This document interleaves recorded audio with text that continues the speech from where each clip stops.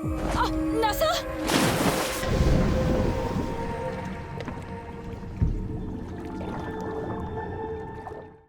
It's been a while since we actually have met a gym leader in a star, so I think it's time to get that next badge. We talked a bit about Bayern Bay rock pool Pokemon in the last episode, but many of these Pokemon feel a little too glorious and honestly don't fit the aesthetic of our next gym leader Ripley. But I'll talk about them later in the video. Let's first talk about the city of Bayern Bay and the gym leader's Pokemon. I hope you got your cozies on and ready to take a bit of a swim in beautiful Bayern Bay. Obviously this place is creatively named after Byron Bay in New South Wales, and combines the fact that it is surrounded by some steely hard mountains and a beautiful bay. It practically speaks for itself. The island is actually connected to the rock pools via large bridges which would act like their own route, probably with various flying type Pokemon swooping down and around to try and get ya, as well as trainers eagerly awaiting your now non-mandatory battle requests. But once on the island, you'd find two different worlds, a smaller hustle and bustle city similar to Ozside, but with maybe an even more surfer culture, and a small village, Corinalin Village, named after one of the Pokemon we will meet soon. This is where the Surf Lifesaving Club is found, which also happens to be the gym as well. It's a tight-knit village and all very beachy themed. But let's meet some of the Pokemon that find this area home. Many water types. Most don't come up onto the island, but surely would get fished up a lot. And a little disclaimer, many of the Pokemon here have an aspect of goofiness to them, for reasons I'll explain later. So let's begin with your newest pal, Dewfish. So there's this thing called a dopefish, which surprisingly is close to the idea of Dewfish, actually based on the parrotfish. Dewfish is what I'd say is the Feebas or Magikarp of Astara. They're weak and just look like a big old nerd because it's based off the white-spotted parrotfish. I want it to have the white spots be almost like freckles or pimples on it. Honestly, I just tried to make this thing as feeble and unappealing as possible. Even the cool kind of mouth of the parrotfish became this big buck-toothed grin. Making fish Pokemon can be fun, as long as you start putting in a bunch of extra ideas into the mix. Part of me thinks that as well as devouring the coral all around Astara, which would be their evolutionary method, feeding them every type of evolution coral available, they would try to munch on excess Corsola and Corsolja coral to help keep them from overgrowing. They may look kind of feeble and off-putting, but they really are here to assist in the big way. And for your efforts, its evolution is quite powerful. Dewfish, the teeth Pokemon, are water and normal type. Dewfish are normally found in the coral reefs of Astara, using their tough teeth to help keep coral healthy, while also getting a delicious snack. Although they look capable, especially with their strong bites, in battle, Dewfish is utterly helpless. Dewfish are quite hard to actually catch due to fishing lines being sheared with their teeth, and so many have tried other ways to trap Dewfish to save on fishing line. Once a Dewfish has devoured every type of coral around, it will undergo evolution. Many coral salesmen will overprice coral for this exact reason. Dewfish's ability is Unnerve.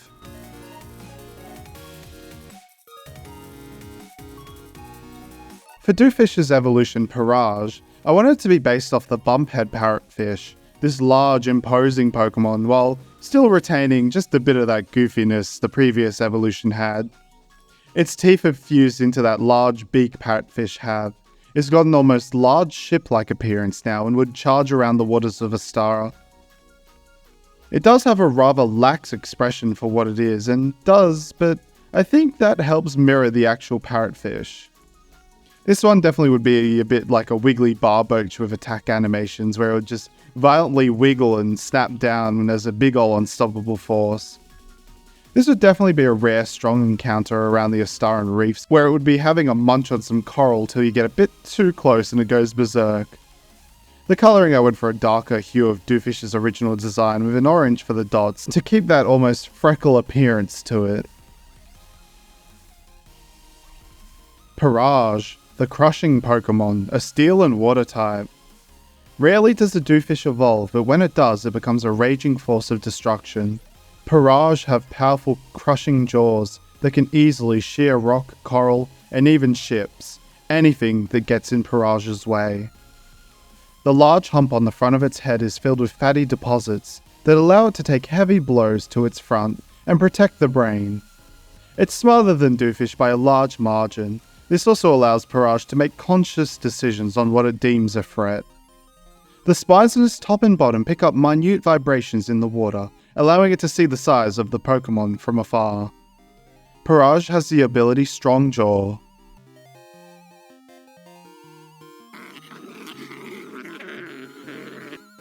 Next, let's take a look at two special version exclusive Pokemon, both single staged. Let's meet the Pokemon that Corinolin Village is named after. The Goblin Shark, just look at it. If goblins truly were real, this is what they'd look like, with their jaw able to just launch out like that. Absolutely terrifying. But you know me, I love goblins, and so I had to make a Goblin Shark Pokemon. So my general idea was to make it goblinoid shaped, a little humanoid creature with some not too great legs. It'd mainly swim about in the ocean using its powerful tail and hands, but it could come out like the creature of the lagoon, and that's why it's called Corinolin Village, due to the fact that it was thought to be some kind of mermaid coming onto land stealing food, till they found out it was just a Pokemon, just being a bit mischievous. But I didn't want it to be too scary looking, especially with the long jaws and the sharp eyes, so I made it look a little calmer, as I'd like to think Corinolin is actually quite the nice Pokemon, just really loves food. Corinolin, the shark Pokemon, a steel and water type.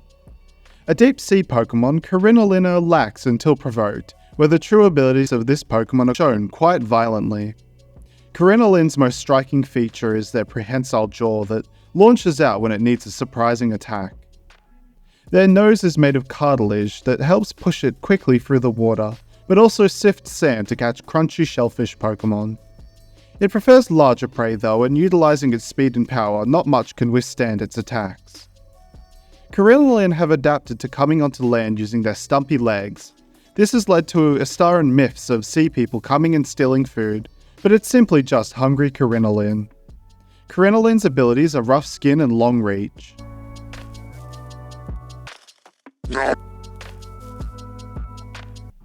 Meet the Caprellidae, or the skeleton shrimp. We have Isokrill already for some shrimpy goodness, but I really enjoyed the thought that came into my head of this sort of long, slender, almost skeletal bipedal shrimp Pokemon with big ol' sickle hands. Got me keen on drawing it. This Pokemon would probably never see an official light of day, being a skeleton, but here we have free reign. I wanted all the parts of it to sort of be in service of the skeleton shape. The extra arms create a rib shape and the face becomes a bit of a skull shape, though its real mouth is the part in the middle of the face.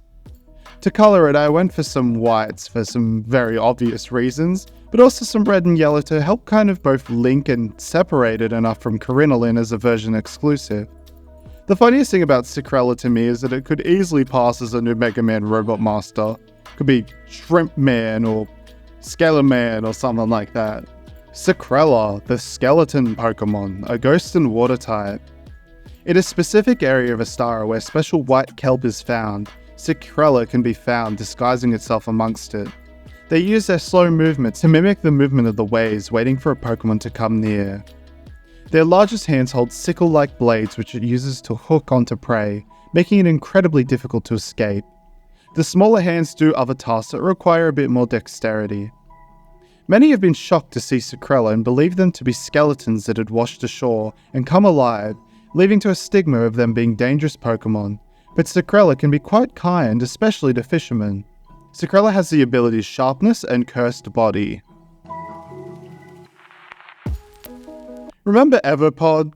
If you don't, I don't blame you. It was showcased during the starters video way back, and it was going to be the Eevee of Astara. Well, it still is, I got you, but I'm actually still working out the designs for its evolutions.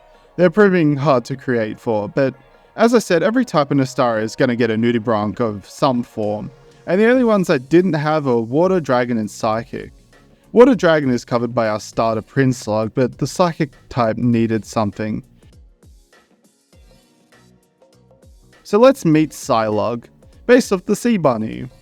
I actually had two designs here, both very similar, but the style change is what I really wanted. The first design just didn't feel very Pokemon to me, and the second one had a bit more of an action pose, and the second I had done more recently. The idea was a smaller, almost creepy looking slug that emulated a kid in a raincoat, little ears and body just in delightful, pleasing black and white shapes.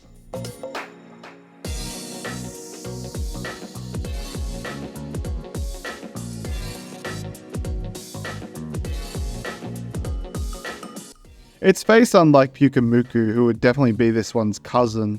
The mouth is just a shape and doesn't work at all. No peace sign hand innards here. The redesign was just a little more dynamic in a way, no big changes there. Psylug, the sea bunny Pokemon, a psychic and water type. Psylug was first discovered and thought to be a form of Baneri, albeit much smaller and squishier. But it is indeed its own Pokemon, and its popularity surged due to its cute looks and friendly nature. They mill about the seafloor, filter feeding through their mouth, which is actually on the underside of their body. The pattern near their eyes is just that, only a pattern. The two long ear-like protuberances contain a weak psychic power to detect the intentions of living beings around Psylug. You can tell when Psylug feels hostility when the feelers start to wiggle wildly. Psylug has the abilities Gooey and Sticky Hold.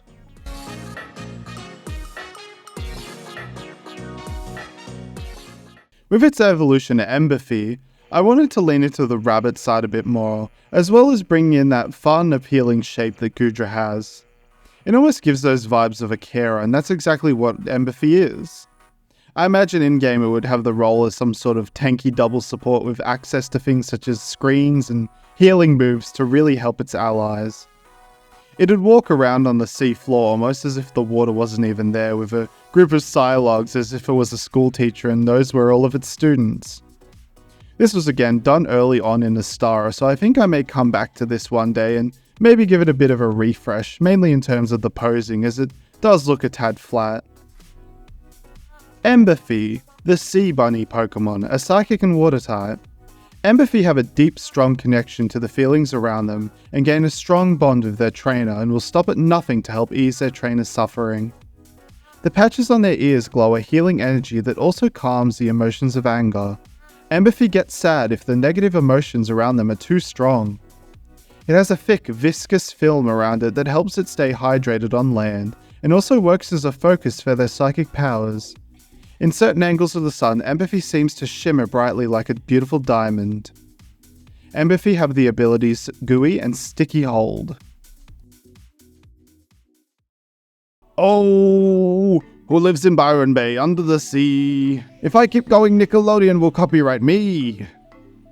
Alright, I got that out of my system. If you didn't get the clue from that, I'm doing a Pokemon based off the sea sponge. You know they say inspiration can come from anywhere. And here I was standing in a shopping mall and I see a sea sponge, hard and crusty from not being moistened, and I was like, that'd be an interesting gimmick. So yeah, meet Absorb, our form change Pokemon. A bit like Cybus before, this Pokemon does gain the benefit of a transformation when hit with water type moves and rain.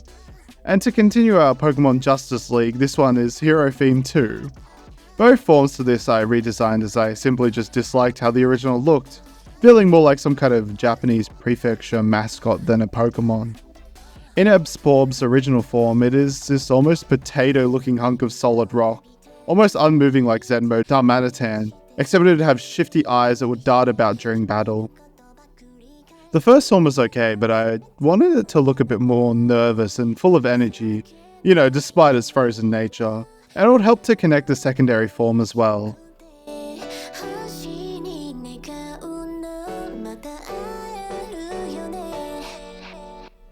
Absorb, the porous Pokemon, a rock and water type, 0 form. Absorb spend most of their time just standing still when out of the water. The strange phenomenon is that when under the water, Absorb changes form and is much harder to catch on camera. It has a wildly nervous disposition and will try to skitter away if approached, tending to try and dive into the water. Some Absorb stay still for so long they become fused to the stone below, at least till they are moistened. In battle it chooses to take blows till the opportunity comes to tackle the foe with its heavy body, capable of breaking bones. Absorb has a new ability called Porous Absorption. where it changes form when in rain or hit by a water-type move. In the original Absporb's first form, looked kind of gross. I don't quite know why, it just looks like a gross tissue and the arms just kind of goofy and dull and all. The first iteration was a good start, but I just couldn't have it looking like that. Palafin's hero form helped inspire me for the second iteration, giving those water globules for a sort of hero mask and goggles all in one. Its body, once moistened, gets lighter and becomes almost cape-like. It has little bubbles on its hands that maybe it can use to encapsulate the hand to use those devastating jet punches like Palafin. The pose in general is more exciting and makes the gloves look more interesting on the whole too. In-game it'd probably be a super hard Pokemon to try and hunt down by itself, being so speedy during the rain. But once the rain stops, it reverts and becomes incredibly easy to find. They'd just be stuck there after that, maybe even just ragdolling around to the ground once the rain stops.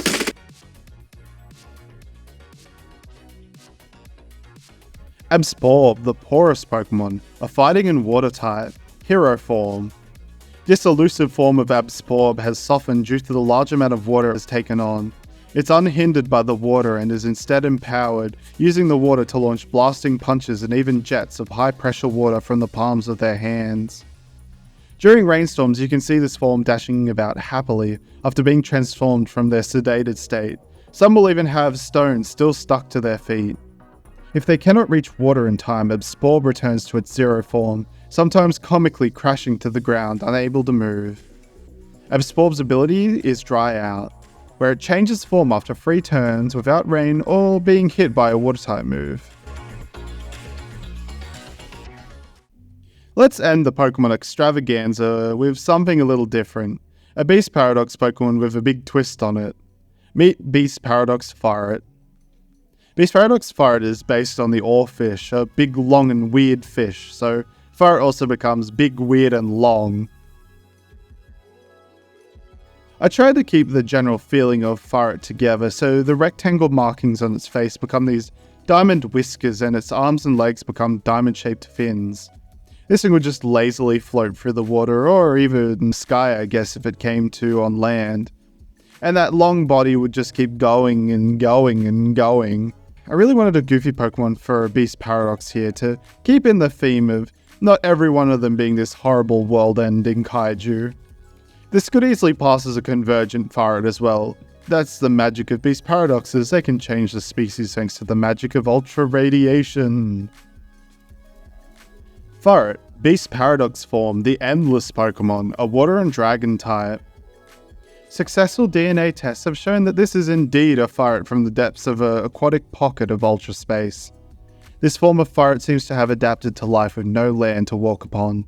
Its diet seems to be mainly other fish Pokemon. It has a long rubbery body that lets it glide through water easily and fit through small holes and caves within the ocean. Although it looks scary, we have found this form to be harmless and skittish, 1-star threat level. Firet in this form have the abilities Limber and Swift Swim. So if these Pokemon have included you in on our gym leader, she's a bit silly, a little bit of a klutz. I feel like every water gym leader has to be the most majestic person with no flaws, and their Pokemon need to feel similar. Probably a few exceptions, but I want a dork of a gym leader. Ripley is all about fishing. Her gym is in the Life-Saving Club, and her gym challenge would be a fishing game to catch the version exclusive of the game, either Secrella or Corinolin. Ripley is a little awkward and isn't great at talking about much else besides fishing or battling though. She's a skinnier sort of build for swimming, she's also quite tall. I wanted her to be a bit of a doofish herself, so she has some cute freckles and big round glasses.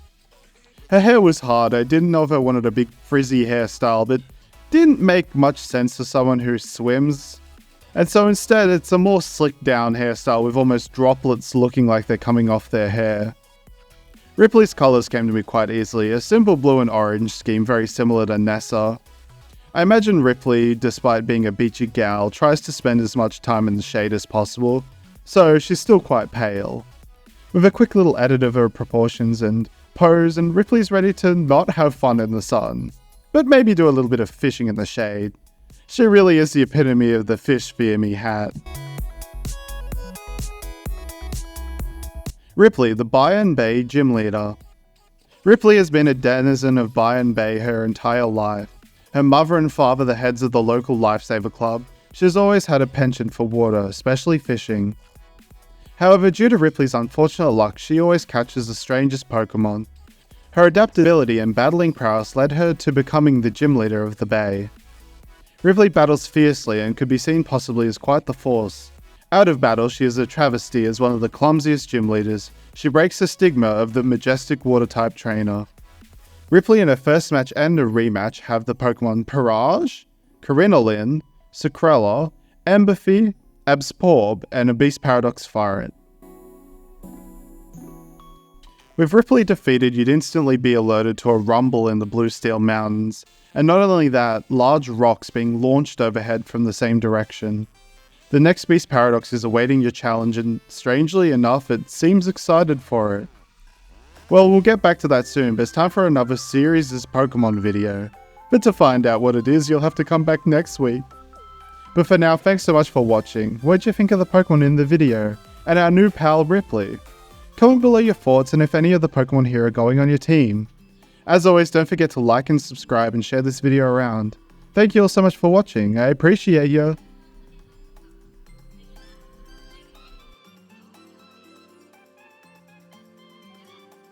Is shrimp fresh? They just arrived, straight from the best aqua farm in Night City. Aqua farm. Where do you think? From Pacifica? That trash from the sea no good, make you sick.